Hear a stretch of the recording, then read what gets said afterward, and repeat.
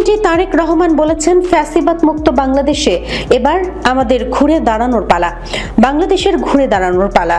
মঙ্গলবার সকালে রাজধানীর বাংলাদেশ চীন মৈত্রী সম্মেলন কেন্দ্রে অনুষ্ঠিত রাজস্ব সম্মেলনে এই কথা বলেন তিনি। ভঙ্গুর অর্থনীতির মধ্যে রাষ্ট্র পরিচালনার দায়িত্ব গ্রহণের কথা উল্লেখ করে তিনি বলেন, এক্ষেত্রে জাতীয় রাজস্ব বোর্ড বা এনবিআর এর সকল কার্যক্রমের সাফল্যের উপরেই সরকারের উন্নয়ন পরিকল্পনা গ্রহণ এবং বাস্তবায়নের সফলতা বহুলাংশে নির্ভরশীল বলেও জানান তিনি।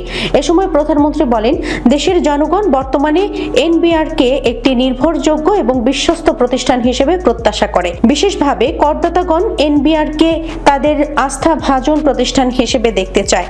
দক্ষ এবং টেকসই রাজস্ব ব্যবস্থাপনার মাধ্যমে জন আস্থা অর্জন সম্ভব জানিয়ে রাজস্ব কর্মকর্তাদের উদ্দেশ্যে প্রধানমন্ত্রী বলেন, যেটি আপনাদের বক্তব্য থেকে উঠে এসেছে, করদাতাদের সেই প্রত্যাশা পূরণের দায়িত্ব আপনাদের অবশ্যই নিতে হবে।